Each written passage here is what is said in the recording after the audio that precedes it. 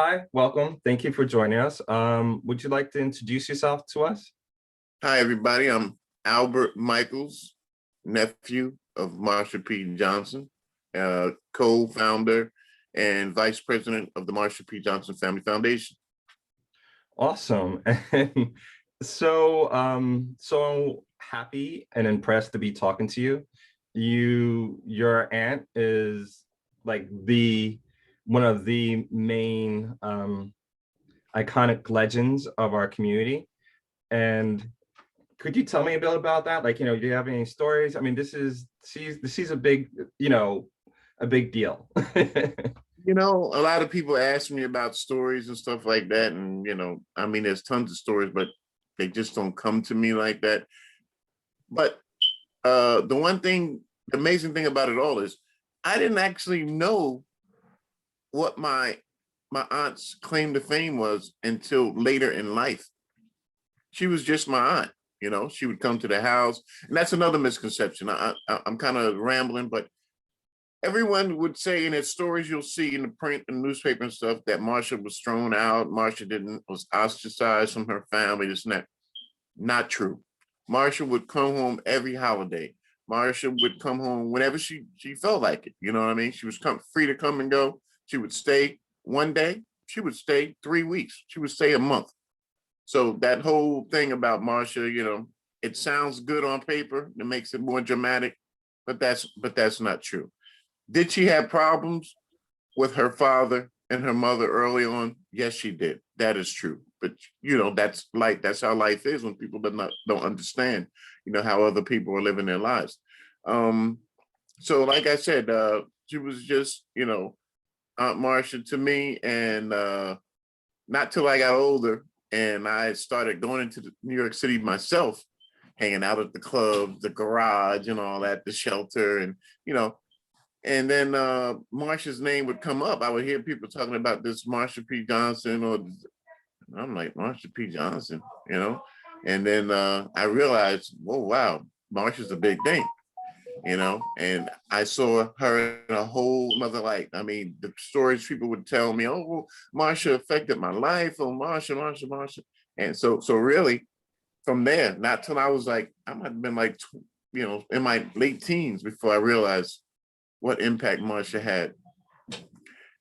But as far as stories, I mean, there's like a million of them. I mean, from Marsha bringing home just people she met on the street when she did come home for a holiday. We expected Marsha, and Marsha would come in there with like 10, 15 people trailing behind her. We're like, oh, those are your friends? She's like, I don't know those people. I saw them on the way over here and they were hungry. They needed some place to go. So I invited them to your house to tell that to my grandmother. So, I mean, her heart was so big. She would give you the clothes, and people tell you the story. This is true. I've actually seen it. She would give you the clothes off of her back. And it was amazing. It was amazing. She didn't care about personal, monetary, material stuff. She just wanted to make people happy and wanted everyone to be happy and live their life. Awesome. So you are sort of taking up the mantle, and could you tell us what you guys are doing, the foundation, all the what you hope to do in Marsha P. Johnson's name? Well, I started, like I said, once I learned about Marsha and after Marsha's death, and then people really, still even to this day, really don't know about the families around, So I started when the city of New York was going to dedicate a statue to Marsha and Sylvia, which I don't think is going to happen now, to tell you the truth. I think that was just because it was 50th anniversary of Pride and Stonewall, whatever at that time. It just kind of built up some publicity for the city. But that's another story. But that's when they talked to the family and we started doing interviews and working. Oh, need to yeah, you want me to pause this? All right, sorry for the interruption. Just a little malfunction going on. All right, so continue, please. So basically, I started representing the family in the different films that were going on about Marsha at the time. and the city with the statues. And so then I brought on my cousins and my niece, and they started to get interested. So we said, let's form an organization. Now, my whole goal, even before forming with them, and I had talked to you about this, Anthony, is I want to form a nonprofit and start doing things for the LGBTQ community. And specifically, I wanted to start housing and services for LGBT trans and youth, and housing them and feeding them and educating them and making sure their health they had a place to go, a place to sleep. And that's which is still our ultimate goal, but that's how it started. We got together with my cousins. We finally got our status, and that's basically what we're doing now. Our mission is to help the community, and scholarships, education, everything. But our main focus right now is we're trying to get a statue for Marsha put up in her hometown of Elizabeth, New Jersey. That is so amazing and so needed. And it's like there is, I think, one place sort of like a shelter in New Jersey for LGBTQ. There's not a lot out there, you know what I mean? And if you were to do something like that, how needed it is and how important it is to have it. And especially to have something with, for Black transgender women, from people from the community, to be able to provide for our own community. You know what I mean? Is so important. Can you speak to a little bit more of that, like representing our own community? Yes. For one, everything that now pretty much that deals with that helping people, especially people of color, Black and brown people, is in New York City.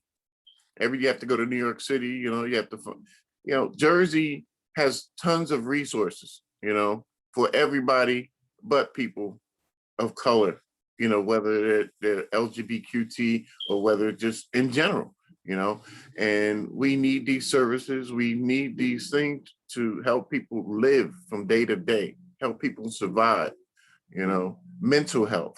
There's a lot of things, and I think it's time that Jersey starts to get on the ball and is a place for people to get these services and get the things that they need. Awesome. And I'm here to help you have that come to fruition. Anything I can do, any kind of connections I can bring, I'm there to help you. And hopefully if we are able in Bergen County to get this together, because I'm trying to set up an LGBT center over here, hopefully we can work together. What I mean? Because people need to understand that we migrate, where the services are, and wherever you can get a service, that's where you end up living. So let's work together. So is there any other stuff that you want to bring in?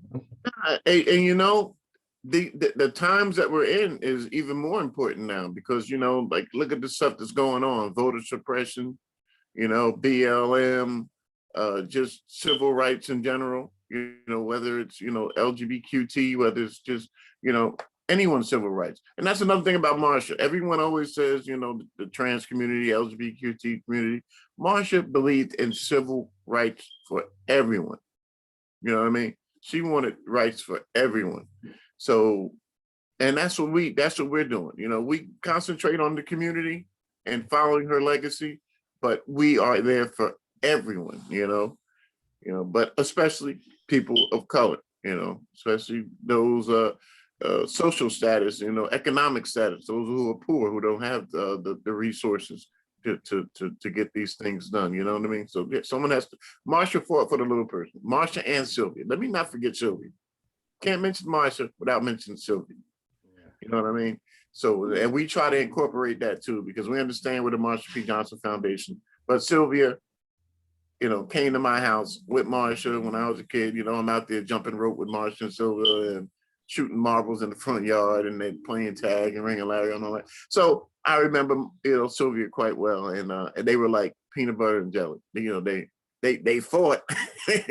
Sylvia was fiery. She was fiery, but she was fair, and they got along. But so she's part of the legacy too. Yeah. And and thank you for mentioning that, because I'm talking to a lot of people and I'm trying to understand this and raise awareness. And so important to sit there and make sure people understand that it's about everyone being lifted up. And a Right, lot of the time it ends up like, well, I have to look in my own backyard and deal with my people, just my little corner of the pie and section, but it's like you can't take one out of the other. You're talking about racism, or if you're talking about gender, if you're talking about, all the isms, you right. can't take one out. You know what I mean? Because Right. that's where it falls apart. It has to be together. Everyone has to be together and sit there and like, we have to support each other in this. Right. And that's another thing we say too, if black lives don't matter, if trans lives don't matter, and trans lives don't matter, if the lesbians and other, other LGBTQ people's lives don't matter. It's like it's all connected. It's all connected. Hmm. Absolutely. So I know you're a very busy person and you got your everything to go on. So I just wanted to make this short and sweet for you. So once again, is there anything else you want to add to this before we wrap it up? No, nothing that I want to add, but I'm just I want to say that what you're doing, I'm will fully support you in what you're doing, and what you're doing is much needed. You know what I mean? I can't express to people how much this is needed. And I think, you got to start somewhere. You got to get the building blocks going to get what you want. And I think that we're going to accomplish this mission. We're going to get this together and help a lot of people. And that's the most important thing. We're going to help a lot of people. Yeah, absolutely. It's all about that. It's getting the help out there and raising people to live their best lives, right? Exactly. Exactly. Yeah. So, this is being recorded and I'm going to make it public. Do you consent to that? Yes, I consent to you making it public, and I want as many people as they can to see this and hear this. And yeah, excellent. And you feel comfortable with everything that was talked about, and you know that any given time, if you feel like, hey, I need to shut that down, just contact me within reasonable time and I'll do so. Yes, not a problem. Not a problem. In And fact, if you add something to it, found something, we can do that too. So it works both ways. yeah, you know what? I am all about you guys, and however I can support you, and we'll talk after this. All right. Yeah, So you know what? That we're talking about this though. You're talking about stories. yeah, The story is how we met, how this whole thing came about the whole thing of how. yeah. Go ahead, tell. Tell the story. I mean, basically, I'll fill in, but you tell us. Well, it's like my story is I with the last president, the orange colored one. He put out that mandate saying that transgender people federally have to be assigned at birth. I forget which one it was, one of the many things. And I just, it devastated to me. I'm a gay male, but to me, the people that are most vulnerable and most special is the transgender community, because they started the fight. They're always the ones that represent, and they're the strongest, because you got to have some strength to you to walk through life having so many people in our culture. So I talked to my church and said, hey, I want to do something for the transgender community and have like a group. So I started this group called Marsha P. Johnson's social event. And I made it on Facebook and Meetup and everything. I just started blasting it, and just so people can have their own services. And then all of a sudden I get this email saying, hey, who are you? Why are you using this name? And I was like, oh my God, did I do something wrong? And we got to talking, and you were really, really gracious to be like, no, it's about helping people. And as long as we weren't making money off of this, which we are, it's just about this. And you guys came, you actually came to see what we were doing. It was so important because there's a whole generation of of youth, because we're feeding homeless kids and stuff with this, and allowing them to cook their own meals and stuff. And you guys showed up, and that meant the world to us. And forever grateful your support. But you're welcome. You're welcome. We had a great time. Now here's the other side of the coin. All stories always start and end with women. So I'm with my ex-girlfriend at the time. Well, she really was my friend. She wasn't my girlfriend. We were good friends. And she sees the ad and she says, "Do you know anything about this Marsha P. Johnson Christmas thing?" And I'm like, "What are you talking about?" She's like, look, here, they're having something else." I was like, "I don't know anything about this. I don't know who these people are. I never heard of this before." And that's when you get the email from me, like, "Who are you? What are you doing?" So I convinced my family. I'm saying, like, let's go see what this is about. I said, I talked to Anthony. He seems like a genuine guy. Let's go up and see. Maybe something we can help him with, and just see what it's about. And when we went up there, we met you guys, and we saw, like you said, people cooking their own meals, and everybody, getting together. Different persuasions, different colors, different religions. I mean, it was like the greatest thing ever.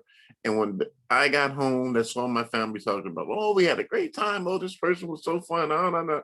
It was amazing. It was amazing. And you know what? We always say Marsha is looking out for us. And she's like that North Star, you know what I mean? She just led us right to you. And we are so happy, and we're looking forward to working with you guys, because you're great people and you're doing great things. Thank you so much. You don't know how much that means to me to hear you say that. Whew, thank you. All right, so I'm going to end it. If you want to say goodbye to everyone. Goodbye, everyone. But, well, I don't want to say goodbye. I want to say see you later, because we're going to see you guys again, because we're going to do a lot of good things. And we appreciate everyone's help, everyone's support, and let's get this done. Absolutely. Thank you.